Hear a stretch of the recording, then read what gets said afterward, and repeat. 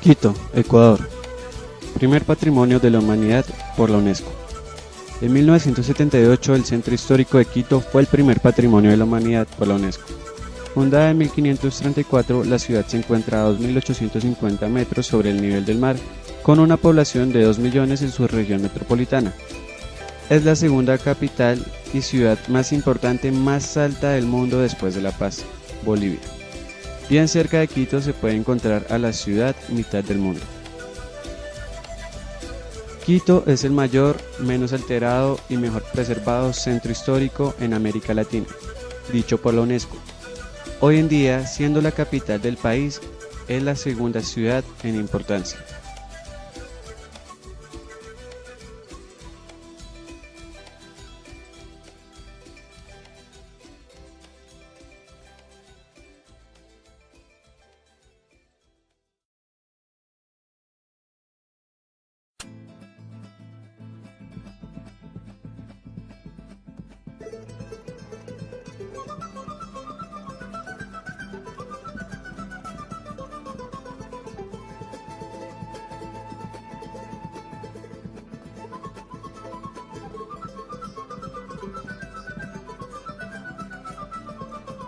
Los quitús fueron los primeros habitantes de Quito. Se conoce que fundaron 11 señoríos independientes que formaban un anillo en torno al centro de intercambio.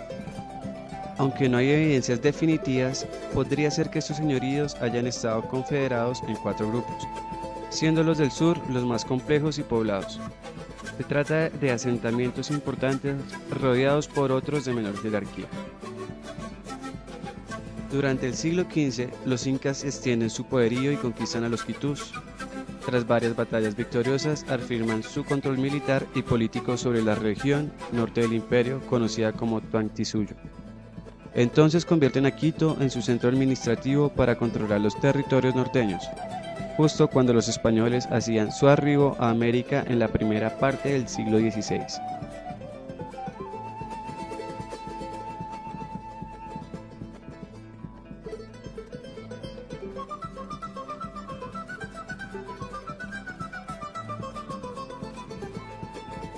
Después, Sebastián de Benalcázar, colonizador español, funda a esta tierra como San Francisco de Quito el 6 de diciembre de 1534. La presencia hispana impone el catolicismo, se levantan iglesias y conventos para hacer de la capital un centro religioso de todas las comunidades eclesiásticas. Tras casi 3 siglos de dominio español, las nuevas generaciones mestizas inician el proceso de independencia. Quito es la primera ciudad del continente en declararse independiente en 1809 y por eso la llaman Luz de América, que a pesar de que aún no llegaba a la derrota definitiva de los españoles, encendió el faro libertario que culminará en las laderas del volcán Pichincha un 24 de mayo de 1822 y luego por fin la proclamación de la República del Ecuador en 1830. Con el establecimiento de la República, en Quito, su capital, floreció una arquitectura republicana con un fuerte influjo europeo que también caló en las artes, la cultural, el comercio, dando paso a una ciudad de acelerado desarrollo urbanístico dentro de los límites de su geografía.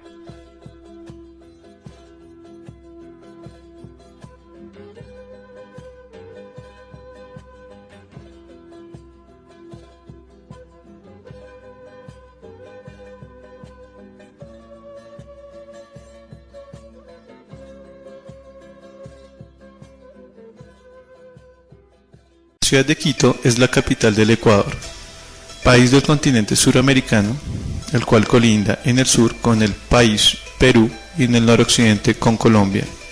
En el occidente limita con el Océano Pacífico. Aquí veremos con más detalle la geografía de Quito. La estrella nos muestra su posición. Vamos a acercar un poco más la imagen para apreciarla un poco mejor.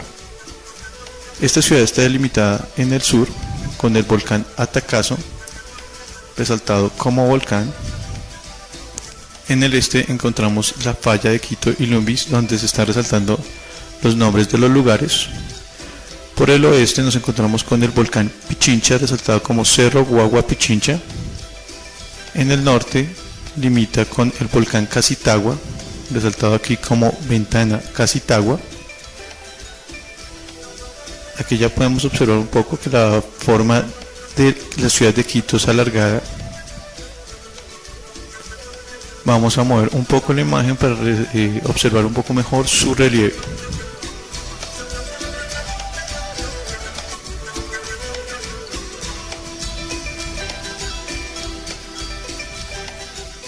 Nuevamente observamos aquí el volcán Atacazo.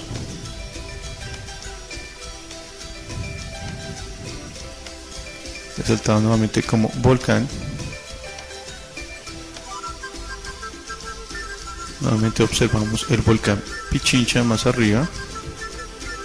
Acercamos un poco.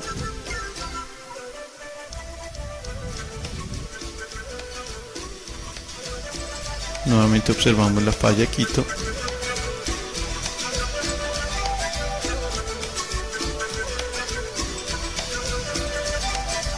Encontramos más arriba el volcán Casitagua nuevamente.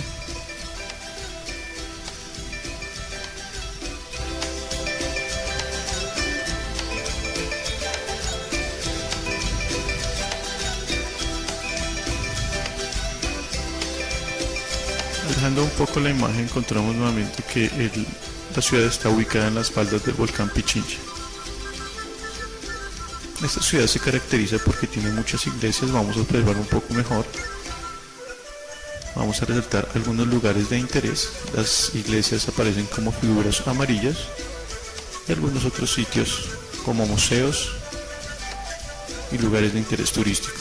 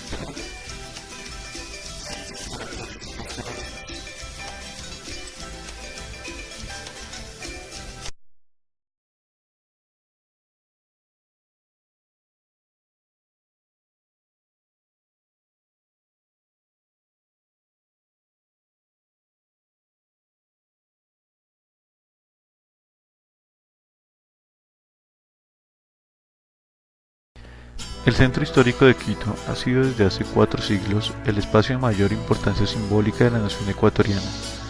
Aquí, el español Sebastián de Benalcázar fundó la villa de San Francisco de Quito en 1534, pero era desde mucho antes un punto de confluencia comercial ceremonial de los pueblos indígenas, y al comenzar el siglo XVI se había convertido en uno de los centros administrativos del Imperio Inca. Viendo todo este potencial, los conquistadores españoles convirtieron a este punto en obispado en 1545 y en Real Audiencia en 1575. Y datan precisamente de esa época conventos como la Concepción, San Agustín, San Francisco, la Merced y Santo Domingo, que se conservan hasta hoy, junto a otras 100 edificaciones monumentales. Esta, la sede de la Real Audiencia de Quito, se convirtió en 1830 en la capital de la República del Ecuador. A partir de entonces, esta población construida en estilo colonial español sufrió algunas modificaciones, sobre todo en el periodo presidencial de Gabriel García Moreno, quien en 1870 ordenó la construcción de nuevos edificios de corte neoclásico. Lamentablemente, durante varios años estuvo algo descuidada, lo que contribuyó al deterioro de muchas de sus edificaciones y a que sus calles circundantes se vieran invadidas por el comercio informal. Esto no solamente le restó belleza, sino que contribuyó a que el sector sea poco seguro. El deterioro del lugar empezó en 1930, cuando el traslado de la residencia de los habitantes del centro hacia nuevos lugares en el norte hizo que muchas edificaciones del centro histórico quedaran abandonadas para ser posteriormente habitadas por pobladores pobres y migrantes del campo. Pero esto cambió desde el año 1997, cuando inició el programa que la empresa de desarrollo del centro histórico impulsó para devolver a este lugar maravilloso su esplendor de antaño y del que se puede disfrutar en la actualidad. Caminar por el centro histórico de Quito en la actualidad, ahora que ha sido recuperado casi por completo, se ha convertido nuevamente en una experiencia muy placentera. La empresa de desarrollo del centro histórico es la encargada de la restauración y conservación de iglesias, calles y plazas de este lugar. Se han implementado varios sitios turísticos que invitan a propios y extraños a visitarlo en un viaje al pasado, que no solo es turístico sino didáctico. Para este efecto, los miembros de la Policía Municipal han sido capacitados para también servir de guías en los mencionados recorridos. Por la noche, cuando las luces se encienden en la ciudad, es posible dar un paseo por el centro histórico en un coche tirado por caballos al más puro estilo de la época colonial. Plaza de Benalcázar. La Plaza de Benalcázar se ubica en la esquina de las calles Benalcázar y Olmedo. En la mitad de la misma se levanta una estatua del conquistador Sebastián de Benalcázar, a quien se le atribuye como fundador de la ciudad el 6 de diciembre de 1534. En la actualidad, la plaza está dominada por estudiantes de los colegios cercanos, aunque también es utilizada por los eventos culturales. Frente a la plaza se encuentra la casa que perteneció a Benalcázar, cuando Sebastián de Benalcázar viajó con Dinamarca para cumplir sus sueños de fundador y gobernante. Vendió su residencia al teniente gobernador Pedro Puelles y, según cuenta la historia, la misma fue destruida por Rodrigo Salazar, enemigo del teniente gobernador. Por razón se considera que la actual edificación fue construida sobre las ruinas de la casa original de Benalcázar y aún conserva ciertas características de la construcción civil de tiempos coloniales. Actualmente, en este lugar funciona el Instituto Ecuatoriano de Cultura Hispánica. Plaza de San Francisco. Esta gran extensión de piedra volcánica es una de las plazas más grandes de Quito. En ella se levanta la iglesia y convento de San Francisco, uno de los complejos arquitectónicos más grandes de América, con sus característicos campanarios gemelos inmediatamente reconocibles. La construcción de este complejo inició alrededor del año 1550, tan solo 16 años después de la fundación española de Quito. A los lados de la plaza se ubican mansiones de 2 pisos de la era de la independencia. Originalmente esta plaza fue el mercado principal incaico y preincaico de la ciudad, donde gente de cada rincón del Pacífico, los Andes y Amazonas venían a comerciar sus bienes. En este sitio también se ubican grandes templos y palacios de los incas, durante su efímero reinado en la punta norte de este inmenso imperio. Plaza de Santo Domingo. Una extensa plaza domina el sector oriental del centro histórico, la de Santo Domingo. Formada en el siglo XVI, en ella se ubica el complejo que ha sido la sede de la Orden de los Dominicos desde la colonia hasta la actualidad. En el corazón de la plaza se ubica una estatua de Antonio José de Sucre, un héroe de la independencia. La estatua apunta con su dedo al Pichincha, donde se libró la batalla de la independencia. Frente a la plaza se encuentra la Casa de Santa Elena, en cuyo portón se encuentra la imagen de la Santa, así como una cruz de piedra tallada para conmemorar el centenario de la independencia. Esta cruz exhibe una cita en latín que dice: Salva crucem liber, esto salva crucem libertatem et gloriam consecuto, que significa: bajo el refugio de la cruz, sed libres, obtener la libertad y la gloria. En octubre de 1794, una frase semejante apareció en las cruces exteriores de otras iglesias, acción que fue considerada subversiva por las autoridades de la Audiencia Real de Quito y culparon a Eugenio Espejo de ello. Plaza Grande. La Plaza Grande o de la Independencia se ubica en el corazón del centro histórico y aunque no fue la primera plaza de la ciudad, ha sido centro de actividades y reuniones quiteñas desde el siglo XVI. Por tal razón protege secretos y leyendas de la ciudad, sus tradiciones, pactos y tratados escondidos, siendo un testigo de las crónicas de Quito.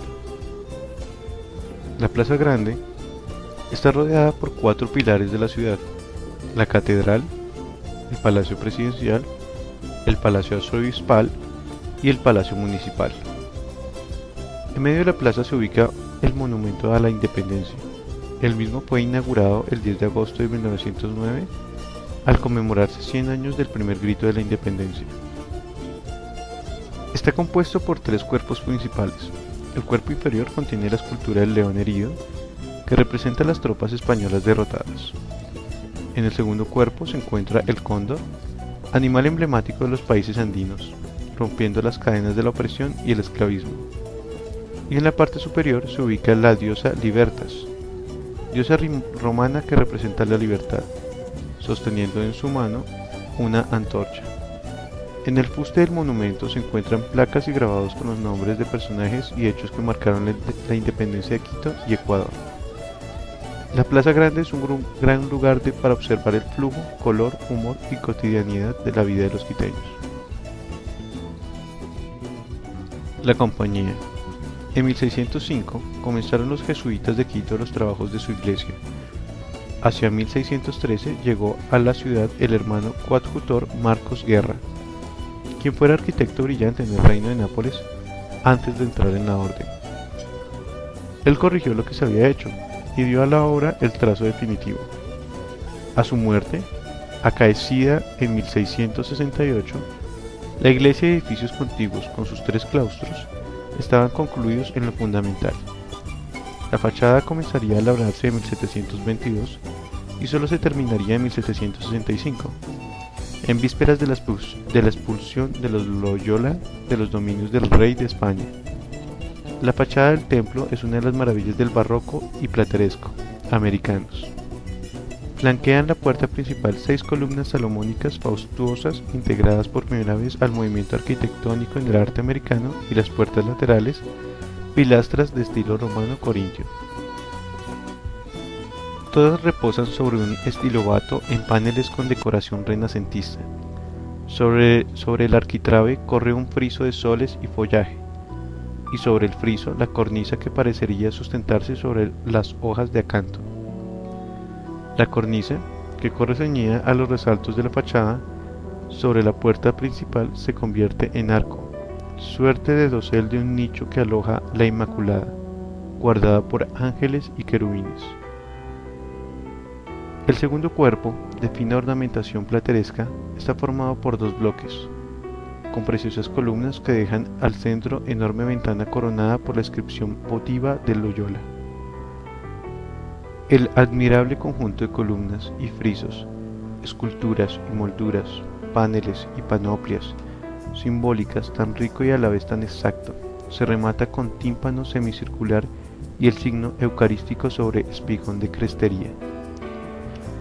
Entrar al templo es quedar deslumbrado ante estupenda síntesis de fasto y armonía, de riqueza barroca y barroco equilibrio, todo en oro. No hay lugar del retablo mayor y de capillas, de la bóveda del crucero y columnas, de tribunas y coro, que no esté recubierto de primorosa decoración. Iglesia de Santo Domingo. Aunque llegaron a Quito en 1541, solo en 1580 comenzaron los dominicanos a construir su templo, con planos y dirección de Francisco Becerra, el arquitecto extremeño. La obra total se llevó a término en la primera mitad del siglo XVII. Junto a la iglesia, del lado del Evangelio, se puso la capilla aparte para Nuestra Señora del Rosario, en la que más tarde se fundó la más importante cofradía de la ciudad. Iglesia y capilla se adornaron con artesonados bien labrados, ricos retablos, imágenes de bulto y lienzos.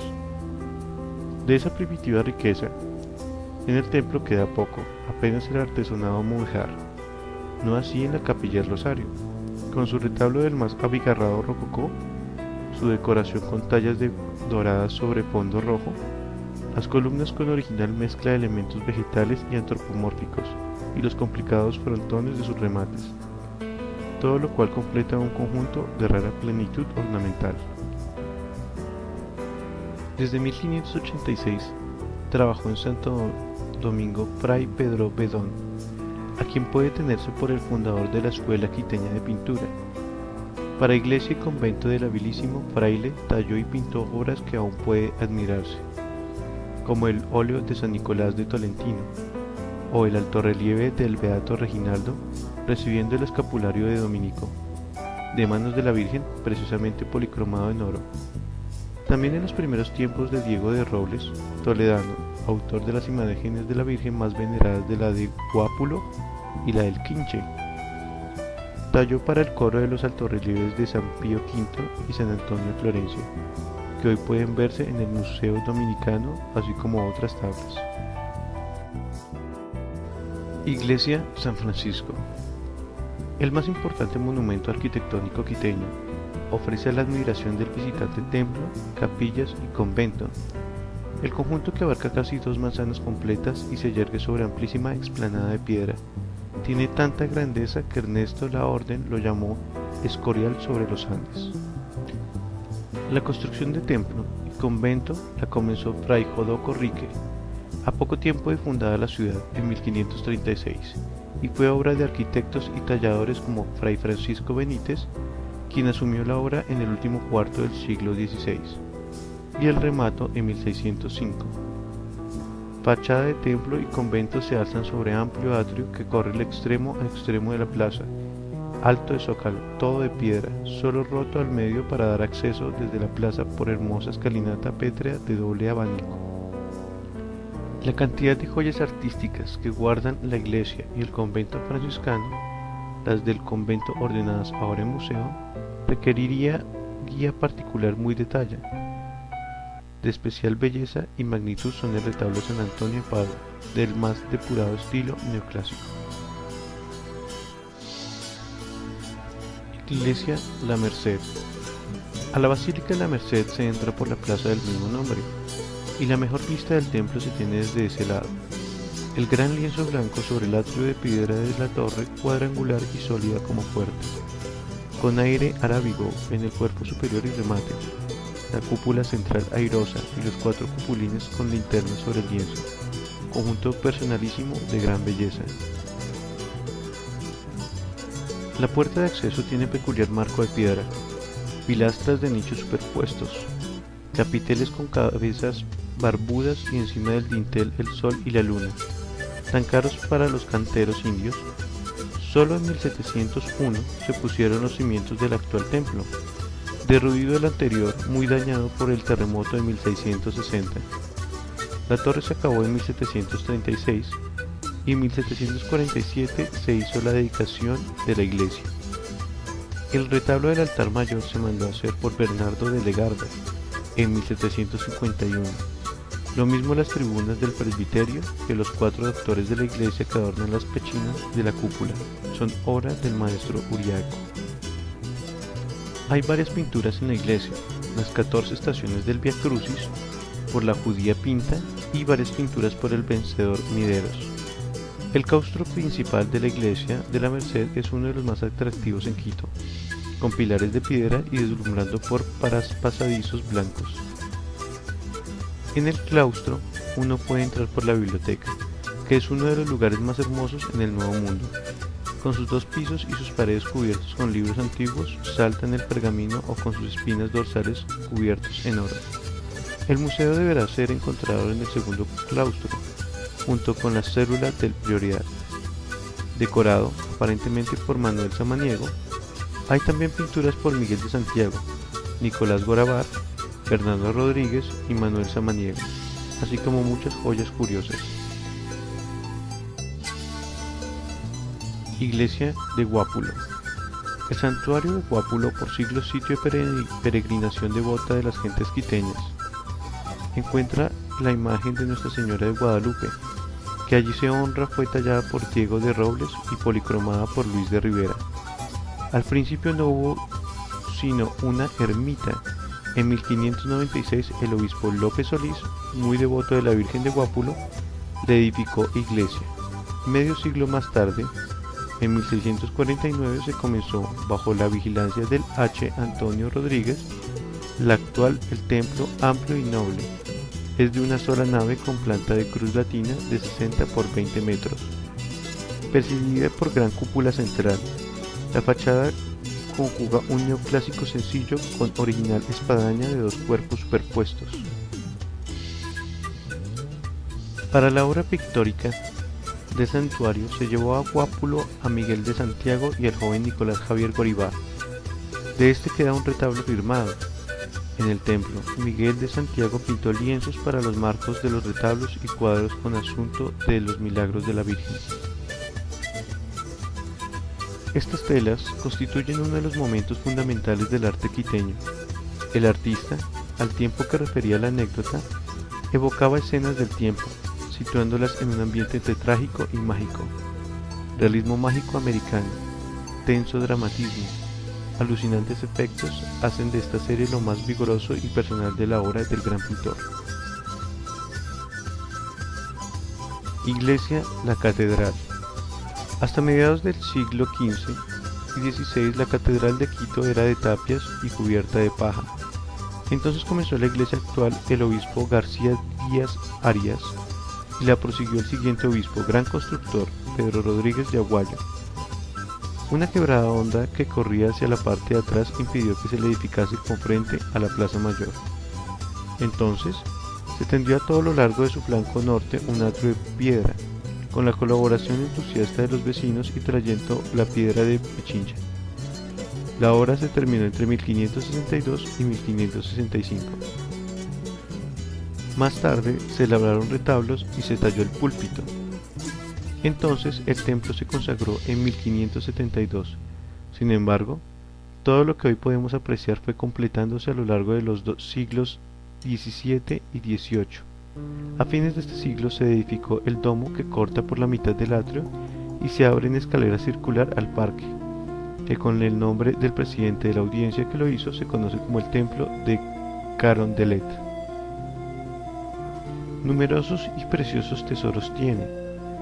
Además de los dichos, la catedral quiteña, tan modesta en apariencia, el grupo escultórico llamado La Sabana Santa, una de las obras más armoniosas e intensas de Caspicará, la Inmaculada de Legarda, el grupo de la Negación de San Pedro atribuido al Padre Carlos, el legendario artista que talló en 1668 el San Lucas de Cantuña, el lienzo de la muerte de la Virgen de Miguel Santiago, puesto en el muro del trascoro, y la serie de retratos de obispos que adorna los muros de la sala del capítulo son los más dignos de verse.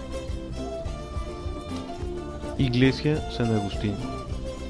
El arquitecto extremeño Francisco Becerra, que se hallaba por aquel entonces en Quito, trazó los planos de la iglesia y convento de San Agustín hacia 1580 o 1583. En 1606 se firmó contrato con el arquitecto español Juan del Corral, casado con quiteña, para la edificación. Terminada la obra arquitectónica se mandó a traer de Roma retablo para el altar mayor y se hizo la talla de los altares laterales. Todo aquello estuvo terminado para 1650. La fachada se trabajó según consta en la inscripción puesta sobre la puerta de entrada entre 1659 y 1669. Por aquellos mismos años se hacía la obra de los claustros y Miguel de Santiago pintaba para ellos los bellísimos lienzos de la vida de San Agustín de 3 metros por más de 2. En la iglesia de San Agustín hay otra obra importantísima de la escuela quiteña, del mismo Miguel de Santiago, el cuadro llamado de la Regla, colosal tela de 8 metros por más de 6, que está sobre el presbiterio del templo.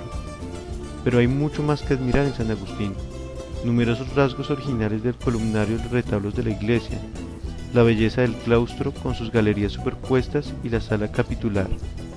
A la mitad del tramo oriental del claustro se abre la puerta de la sala capitular, célebre porque en ella se firmó el acta del 10 de agosto de 1809. San Agustín, iglesia y claustro. Con todas las obras nombradas y otras más, es una verdadera pinacoteca del arte colonial quiteño. Iglesia El Sagrario. Sobre Ciclopea, obra de arquería que cerró una quebrada, se edificó el Sagrario. Contiguo a la catedral, en 1706 se terminó la fachada, en 1715 la edificación y entre 1731 y 1747 los retablos. No se sabe a ciencia cierta quién hizo los planos, pero en el terminado y ornamentación jugaron papel preponderante Legarda, el dorador Cristóbal Gualoto y el pintor Francisco Albani.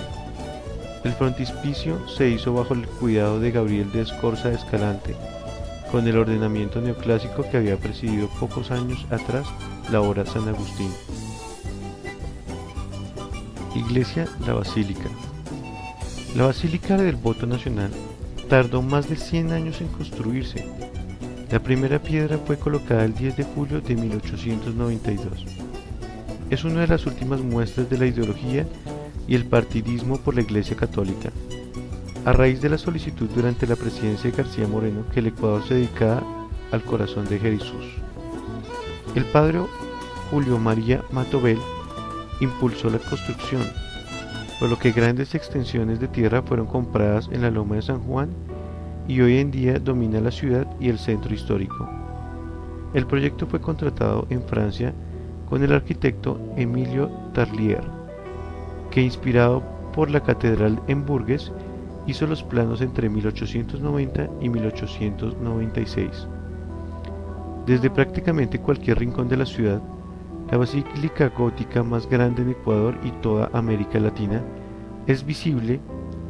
Es una de las iglesias más bellas de la ciudad, adornada con gárgolas inspiradas en la fauna del país, tal como armadillos, iguanas, tortugas de las Galápagos, etc. Debido a su calidad, los murales en el interior, así como las ventanas de cristal manchadas hechas en Barcelona, merecen un vistazo. Si no tienen miedo a las alturas y quiere deleitarse con una de las mejores vistas panorámicas de Quito antiguo y moderno, puede subir las escaleras de la torre principal. Cada sección ofrece vistas espectaculares de una ciudad en continuo crecimiento y desde una altura de 117 metros. Cantuña. Cantuña pudiera llamársela la Capilla Sixtina del arte quiteño, dada por los franciscanos a la cofradía de escultores y pintores. Los cofrades se encapricharon en convertirla en auténtico relicario de joyas únicas. Su puerta se abre sobre el atrio de San Francisco hacia el sur, casi al final. Cantuña, dice una tradición recogida por el protohistoriador del Reino de Quito, el padre Juan de Velasco, fue hijo de Hualca, que ayudó a Rumiñahui a esconder los tesoros de Quito para librarlos de la codicia hispana. Para acudir a la extrema necesidad de su amo, Cantuña le condujo hasta el tesoro, y el amo, al morir, dejó al indio de único heredero. Urgido alguna vez para que revelase el secreto de bienes que gastaba con prodigalidad, Cantuña dijo que había hecho pacto con el diablo. ¿Acaso para redimirse de tal pacto, Cantuña erigió a sus expensas la capilla que hasta hoy lleva su nombre? Con el paso del tiempo se la destinó a la cofradía de escultores y pintores, y se entronizó en ella la hermosa talla de San Lucas del Padre Carlos, la más hermosa madera policromada de la imaginería quiteña, que aún puede verse en su altar. El esplendor actual de la capilla debe mucho a Bernardo de Legarda, síndico de la cofradía hacia 1762. Obra suya es el retablo central. También el púlpito es obra primorosa de Legarda de Caspícara. Está en Cantuña una de sus obras maestras, la impresión de las llagas de San Francisco, grupo armonioso y tránsito de sentimiento devoto, cuya culminación es la admirable expresión del santo, abismado en el dolor y la iluminación. No menos impresionante es el San Pedro de Alcántara, durante mucho tiempo atribuido al Padre Carlos.